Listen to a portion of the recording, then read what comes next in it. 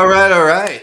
Boy, it has been a while since It's Alex Mann so and long. Michael Doran have had a talent grind live to talk about all this scary, crazy news that's happening in the world. Oh, Mr. Alex Mann, who's at a brand new job. Woo, woo, woo. I feel aged. You feel aged. Bro, I built 2 businesses and raised 3 teenagers over the last 5 years. I'm about 80 now. Yes. But you don't look a day over 60, so it's great. It's the genes. It's You did well. The Gen X works for you. it's all the genes. And just the final thing, like 6 people over the last 2 months have told me that I look like Ryan Gosling. What am I supposed to do with that? How do you respond when someone tells you that you look I like a famous actor and you're someone who has never, ever, ever wanted to be famous? Ever. the first Ryan Gosling that came into my head was Remember the Titans. So I'm like, yeah, I guess you look like Ryan Gosling circa 2000. Circa 2000. Well, thank you all for joining. Sorry about the explosive intro, but I am Michael Doran. This is Alex Mann. This is Talent Grind Live. We have not done a live show since July because I have ADHD and a lot of other crap going on, and I do not like making content, but I know I have to make content. So We like content. we like content. We need to make more content. We need someone to do distribution and production for us, but that is another talk for another time. But more recently, I released an article last week, and I pinged it over to Alex, and he said, "This is the best one that you've read or you've written recently." You wrote. That Yes. written recently, and we need to get on a show and discuss it. And so there's a link. It's called "The World Is on Fire," and we are the ones that's holding the matches. And I've been spending a lot of time both with Claude and Chat GPT recently because you got to figure out the whole founder persona thing, right? Don't want people to think that I'm arrogant when I'm really not arrogant. I really don't think I'm better than anybody. I really don't. But can I be blunt? And am I smart? Yeah. But really, the reason I wrote this is because I'm just starting to realize what a crazy major inflection point we're at. It has never been easier to build products. It's never been easier to do anything on the web. I mean, for instance, Alex, we're really, really close to releasing the beta of our platform. Everything is done with the exception of workflows, which is going to take a little bit longer. We've Yep. N8N style workflows into our product. So it's going to take our engineer probably some time to unpack that and get that working. And so in the meantime, we've built essentially an AI sourcing tool. See Juicebox, see what MetaViews, see what all these people are doing now. We've built it really efficiently, really, really quickly. We're about to release that at some point once we dog food that because we built it. I guess we architected and MVP'd it in N8N that we self-host. Essentially, what we've done, anybody can do. And that's why we're gonna price it appropriately. And if you take everything that I'm saying right now and you blow it up into the macro economic, the macro political perspective, from my perspective, it gives a little bit of insight why we saw that line of billionaires at Trump's inauguration. Because who knows better than they do how negatively they're going to be affected by AI? I would say, like, you use the phrase "writing on the wall," and I think, I saw today, for example, that Amazon is going to roll in all of their Whole Foods employees to be Amazon employees, like no more. Yep. And obviously, that's coded language for more layoffs in Amazon / Whole Foods. And again, the kind of overarching sort of line will be, well, AI will drive efficiency. We're going to optimize the office, the workplace.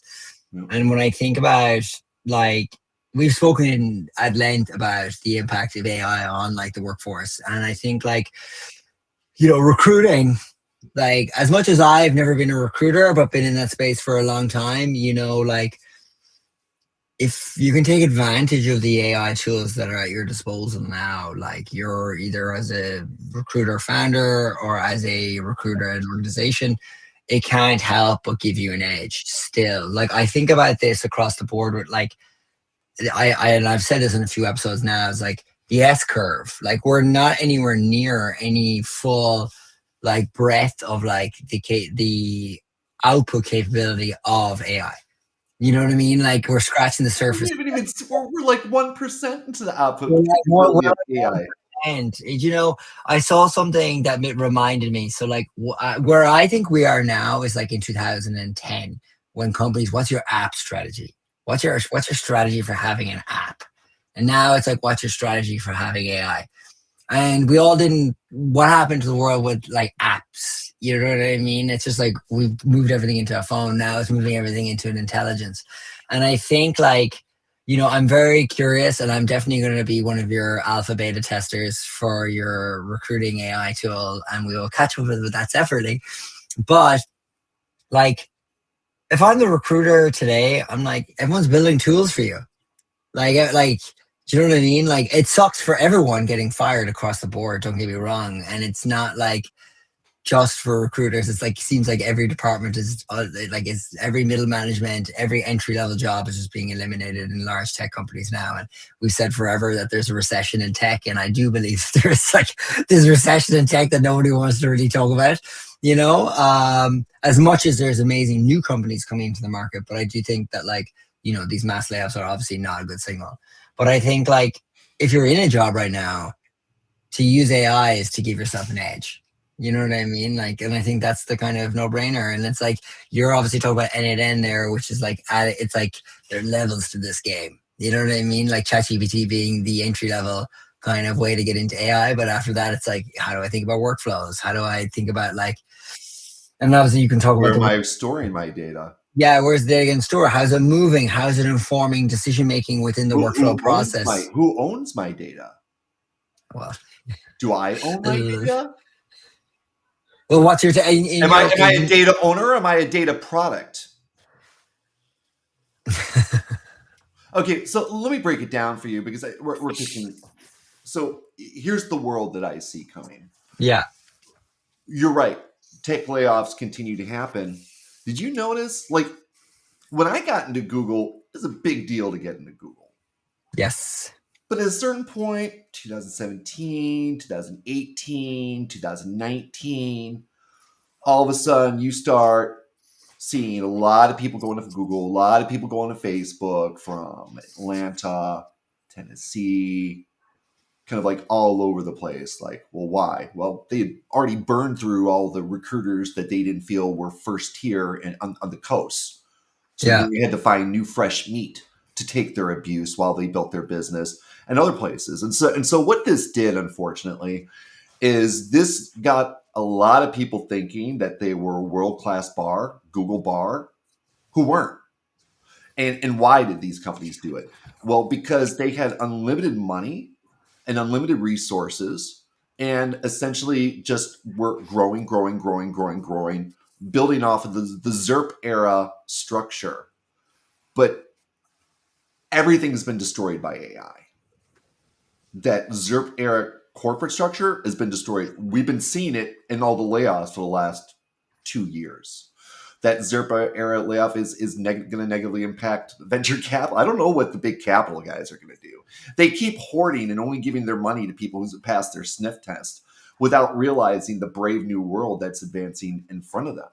I would, I would kind of contest that on some level because I mean, like every fund is trying to invest in AI now, and so I think the bigger what does problem that mean? is Are they invested in the top level LLMs develop like the tier one LLM? oh, I see what you're saying. Are I they see what you're investing saying. in No, people pulling like AI functions into existing yeah, products? like the vertical SaaS adoption. Okay, is it an Like AI wrapper or is it a native AI tool? Because an ex-client of mine, Landbase, came out earlier this year raising $30 million, and they were going to be, this standalone entrant, all-in-one AI built for workflow teams. They've already Yeah. pivoted. They've already pivoted from that strategy Yeah. I completely, mean, completely, like, completely. it's, yeah, but like, it's a game of conviction, like, okay, this is not working. You got to pivot fast. Like, it's Yeah. interesting. But now, is that the right attitude? Well, yeah, I think so. I I don't think think, like, I if don't you think raise the so. You capital, see, you it do what you, doesn't work in that moment. It doesn't work for that idea. It doesn't work yeah. for that. It doesn't work for the team you put together attacking that idea. But is it that the idea doesn't work? Well, that's a very fair question. I mean, look, if your original This is what I'm hypothesis is like, saying here. This is what I'm yeah, saying here, bigger, Alex, is that we've got VCs and founders from the ZERP era who are still acting like they're in the ZERP era. They're building software for businesses. They're trying to scale as rapidly as they can. They're like leaving a wake of, not land based. I'm not talking about them. I'm talking about other companies. They're leaving a wake of negativity behind them in the impact in their employees' lives, and the impact into the market, and the impact to their investors, and the impact in everybody, right? This era is over. Okay. So what does that mean? So let's say you're someone like me who's got over 25 years of experience in your craft, and you've worked for big companies, and you've been there and done that, and now you've been laid off, and you feel like you're over the hill, and you're like, well, what the hell do I do now? You need to build. You need yeah. to I build. mean, We have the ability to build an entirely new economy that does not include these Web 2.0 stalwarts who came in and set the stage in front of us. We can build independently of them. In the article, I go back to Tim Berners-Lee, who's very dismayed with what's happened to his internet, by the way, right? Because the internet was built to be decentralized. And what did the first wave of people who came in and consolidated resources and money, what did they do? They centralized it. Why? To steal the data and control the data. Why? Because data is power. And now what's happening? They're backing autocrats. um, I mean, I'm happy to debate this with you. oh And no, I listen, know. I mean, like, listen, I'm about to the go. politics of where we found ourselves today, obviously, Well, no, are listen, yeah, very, because it's all like, entwined. It's yeah. all entwined. It's all entwined. And I'm But about to go full digital anarchist here. I don't dispute you. I don't doubt that for a second. I do think though, if like a recruiter is listening to this conversation, okay, and I'm like, look, it probably sucks that they're looking for work, they're looking for gigs, they're looking for, opportunities to like speak to companies and source for companies and whatever else. Like, I think the overarching message is that like it isn't really going to kind of get any better. So like the options are what, like go Well, build who like says it's not going to yourself. get any better? Well, I'm that's what I'm trying to ascertain from you. Well, Like listen, what? you remember what Steve Jobs said, right? He looked around and he saw a world that was created by people who were not necessarily smarter than he was. We are living this right now. I was talking to another CTO earlier this week, and the funny thing was is that he and I started talking about this, and he had not even read my article. And then I pinged him my article, and afterwards he's like, "Wow, like this is exactly what I'm seeing." All right, so let me break it down for you folks. I got another friend. Um, he's somebody I knew from back from 2013. This guy is like he is a growth hacker before growth hacker was a thing. This guy was scraping Facebook back in like 2012, and Facebook were like, "What are you doing, kid?" Right? This guy is very, very, very, very smart, pretty well connected. He's got another friend of his who's created a new AI tool that combines Claude, Gemini, and a few others that this guy says is essentially AGI. I don't know if it is or not. It seems very, very interesting. They are so productive with this. GitHub kicked them off their platform. Do you know what they did? What do? They They hack created GitHub? a GitHub clone in 2 days. They don't need GitHub anymore. That's what I'm talking about here, people. We all need to wake up. We don't need to be owned by these people. We start the revolution by taking control of our data. Every single person listening to this can be involved. If you're still lucky enough to work in a corporation and you have a budget, take a look who you're spending that budget with. Are you spending it with traditional big companies just because they send you a basket at Christmas or maybe take you out to lunch once a week? Find a new upstart who's maybe been laid off from companies and starting their own business and building tools. Invest in them instead. If you're one of the myriad of people out there who've been laid off, but you got 20, 30 years, you ought to be going through your LinkedIn and your network every single day, taking a look at your network. Who do you know? How well do you know them? And you need to start building that network up and build your own business. We are the ones who can create our way out of the mess that other people have placed us into. And that is why there's, in my opinion, that is why we are now seeing everything that we're seeing in society. Because people at the top who control all the money and all the power are finally at the point where they're starting to quake in their boots a little bit.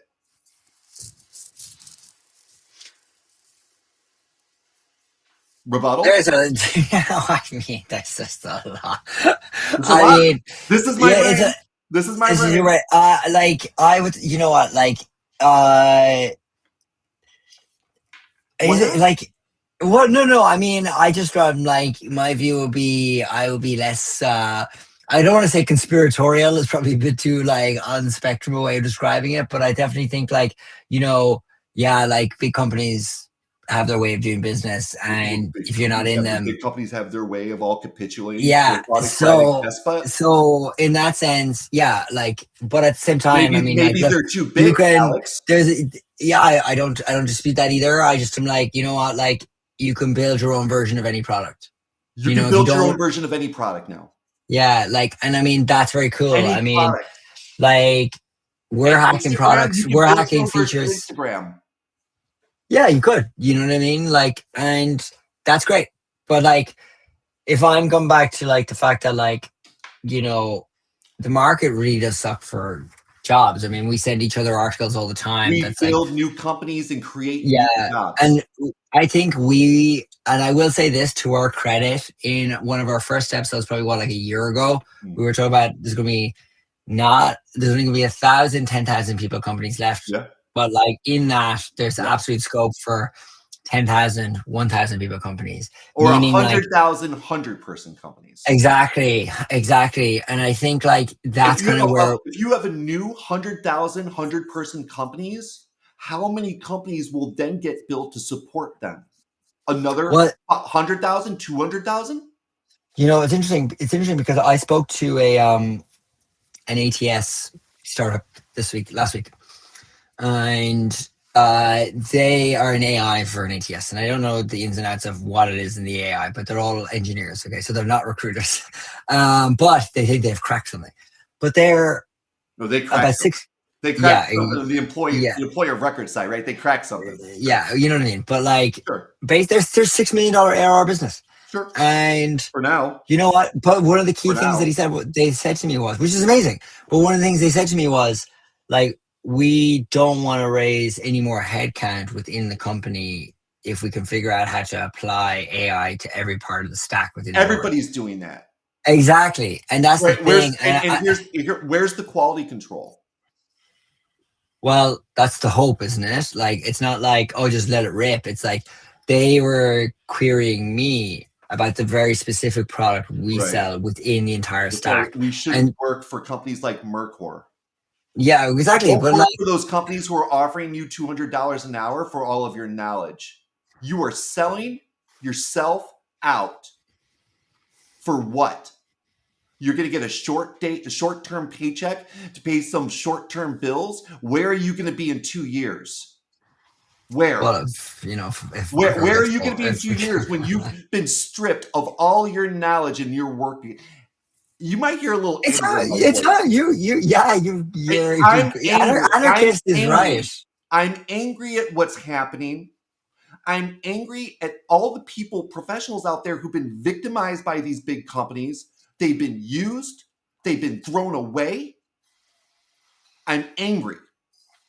Okay, so actually, this is a good topic. Okay, seeing as like your cohort of peers, say people in their 40s, upper middle management. Okay, what's the conversations that you're having with those kinds of people? Like, I presume they're angry, given you're giving voice to that. But talk to me about like I don't the really talk to job recruiting. struggle, or what you're hearing from I people. don't talk to recruiting leaders that No, but like even people who are coming to you going like, "Hey, Michael, you're a recruiter. Any jobs going at X?" fucking terrified. Yeah. So tell me, let's talk about that. People are terrified.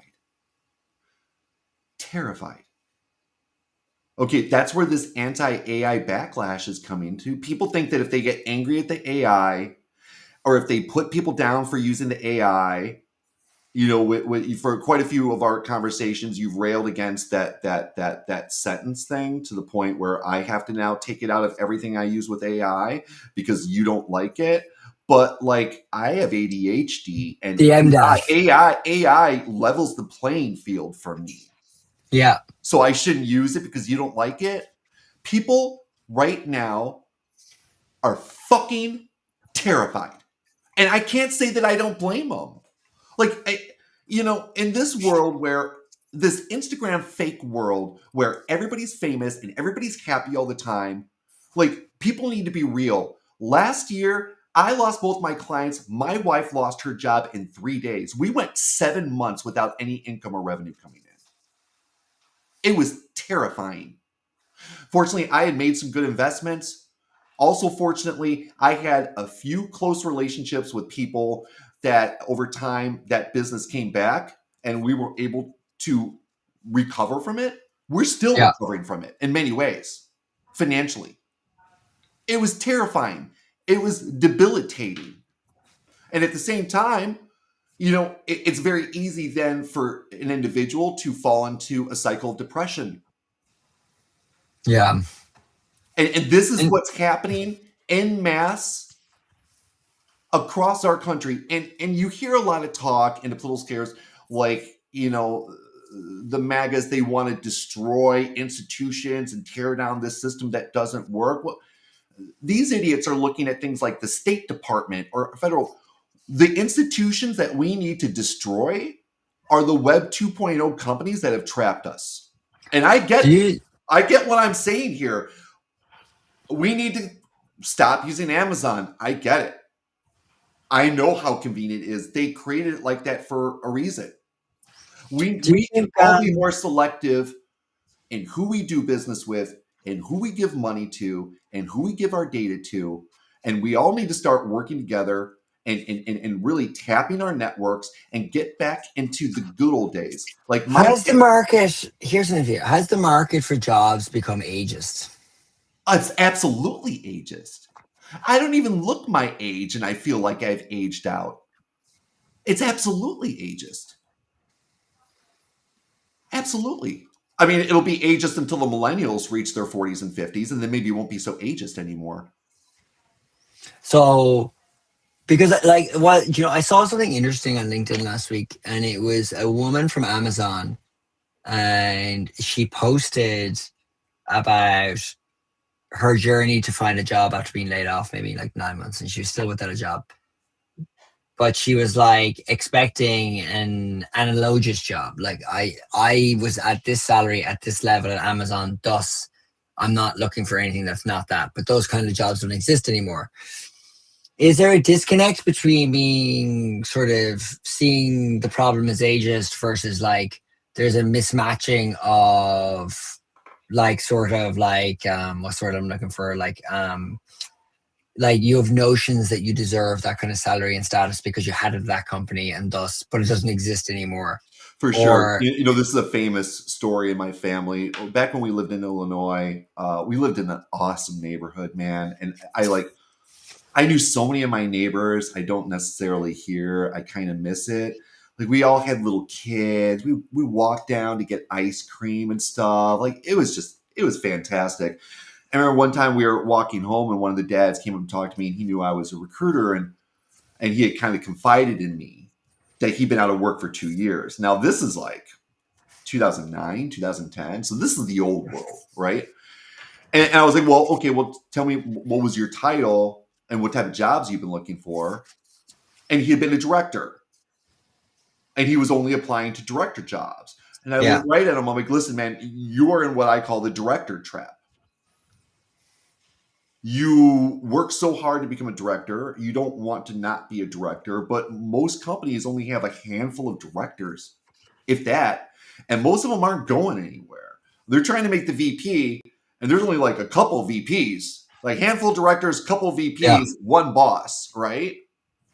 I'm like, you need to adjust your expectations. You need to be open to manager or senior manager positions, and you'll work your way back, man. Just you need to Yeah. put revenue in. You need to get income in the door. Dude had a job within 3 months.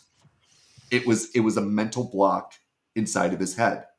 And what I would posit to you, Alex, is that we are all now collectively, everybody who's not in the top 1%, we are all now collectively trapped into another mental block.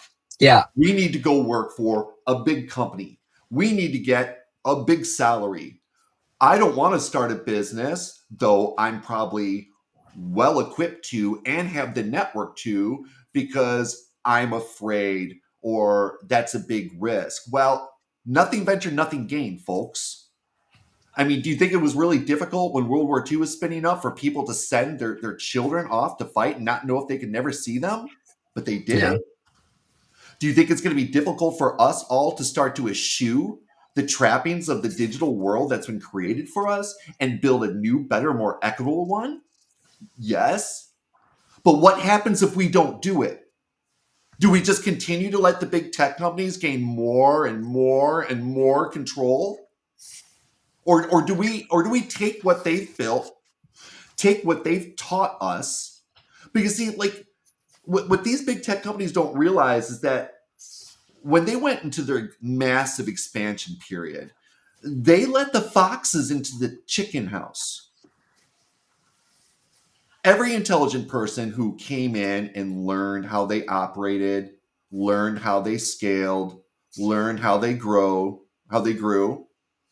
that's valuable knowledge. Valuable. And we could have a wonderful world. We could have, so Alex, I came from a pretty dysfunctional family, but um, it gave me a lot of insight into a lot of things. My father sold hardware supplies. I'm talking like weather stripping, that plastic sheets you put over your windows to keep the cold air out, all that type of stuff. But like, dude, he was focused full time on building relationships. Okay. Like people, I think, like looked at me enviously because like my parents had me later in life, and so I kind of got to enjoy the trappings of this world. But like I grew up going to country clubs and seeing my dad golf with people. I Yeah. grew up going to concert venues and when nobody wanted the seats that they would take people to catch John Denver or Neil Diamond or Barry Manilow or Anne Murray, all people who I've seen live, by the way. You know, they wined and dined people. And I do think that definitely whining and dining, and this is actually somewhere I really wanted to talk to you about, because I'm not a salesperson per se. Like from my career, that's all gone. I mean, I'm sure it still exists at the highest levels because they still get it. Right. So I'm sure like the investor people are doing it. The VCs people are doing it. The people really close to the capital are all still doing that stuff if they're smart. But everybody else, all the line salespeople, all the line business relationship people, they funnel them into offices. They've put them in front of a computer. They've given them CRMs and systems, and they've given them quotas.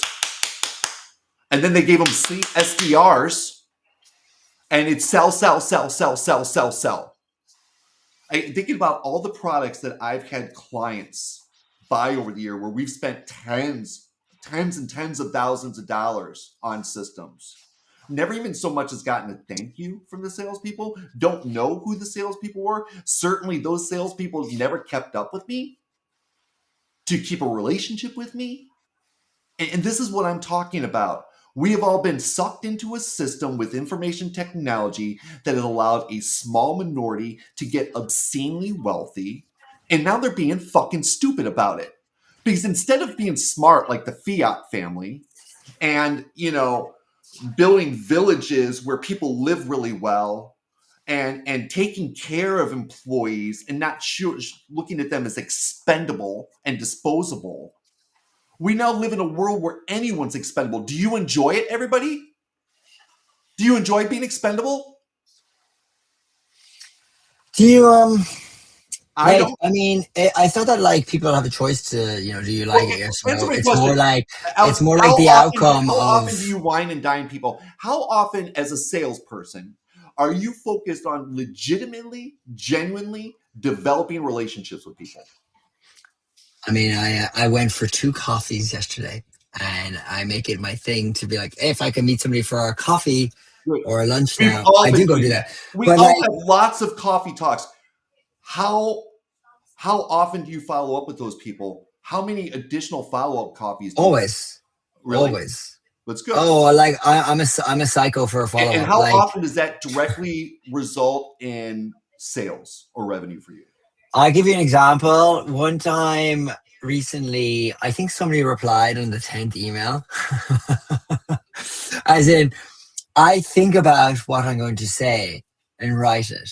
So, like, I will sit down and go through the entire pipe and work my way through. Because if somebody puts up their hand, like, they might not be ready on the first go to have that conversation with you, but everyone's busy and everyone's got one of these in their hands, okay?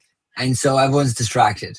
So your job is just to remind them of the value of what you're selling them.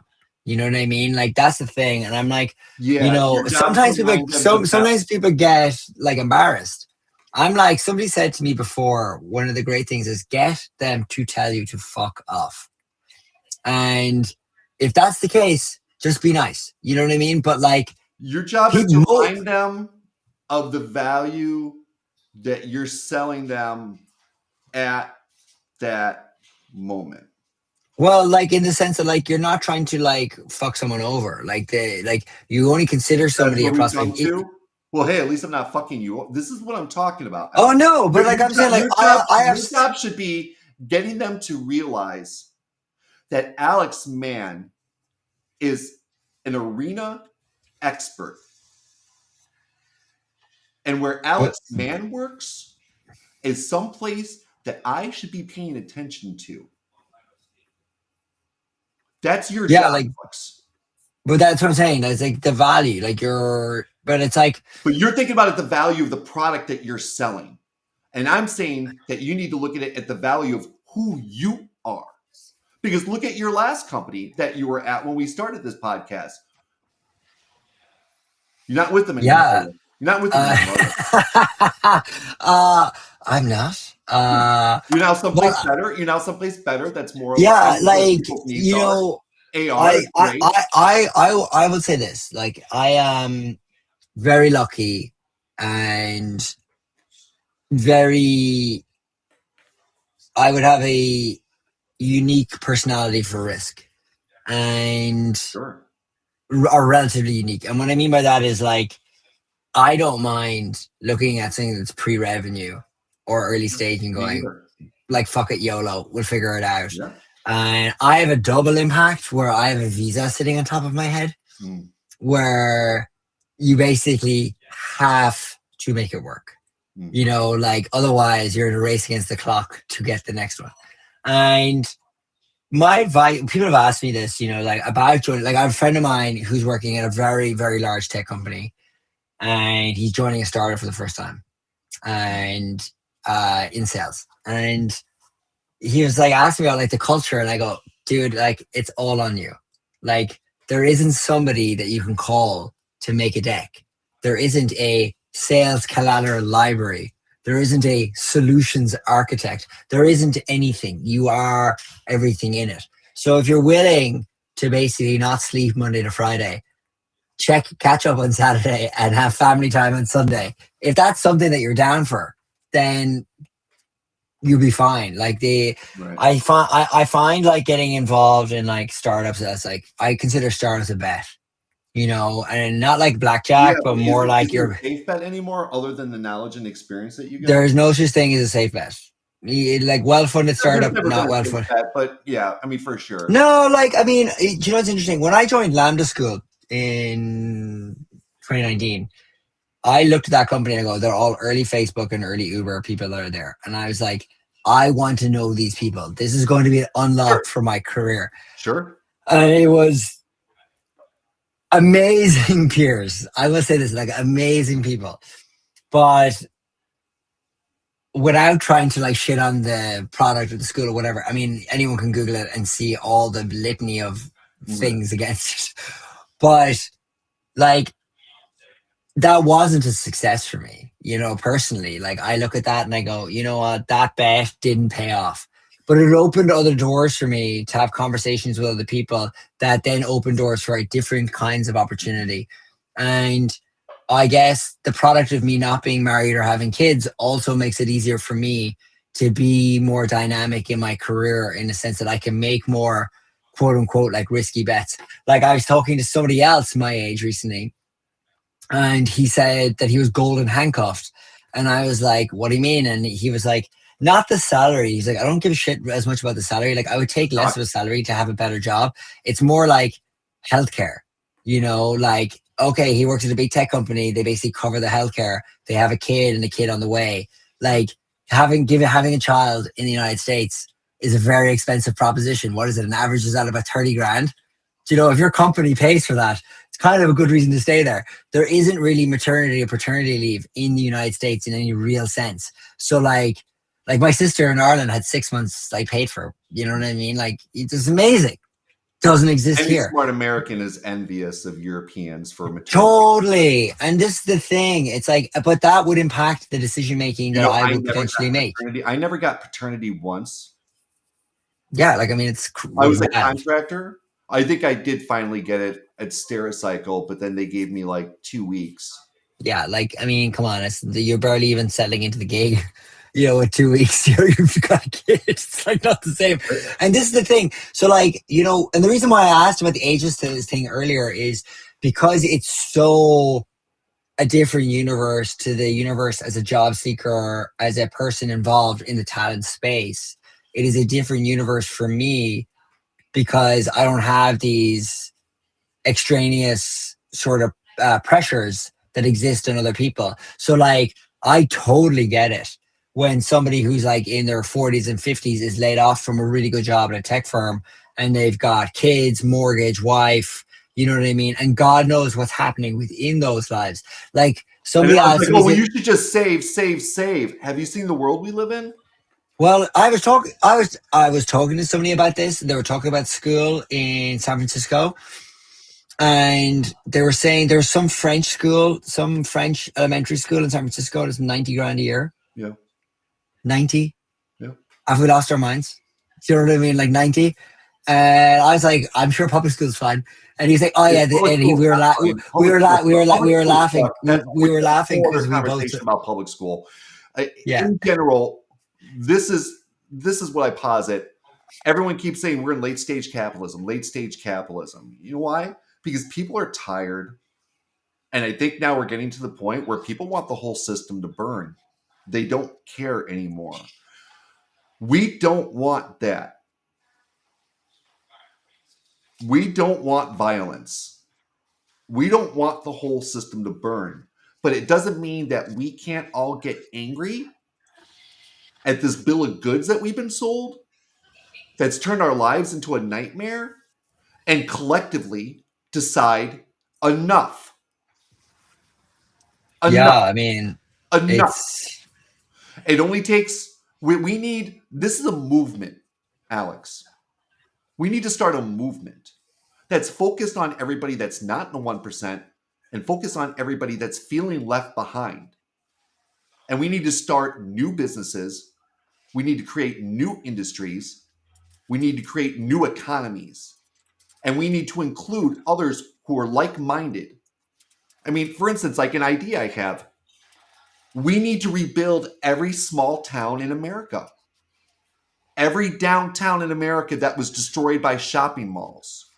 Well, how can we do that? Well, here's a great idea that I would recommend somebody build. If you're involved in building Wish or Amazon or one of those, go raise some money and say, this is what we're going to do. We're going to create a whole new class of category where we are going to find people who want, and we're going to make it easy for them to have franchises for, let's say, a tool store or this store or that store. What were all those old stores that people used to go and shop in downtown before the mall and then the internet destroyed?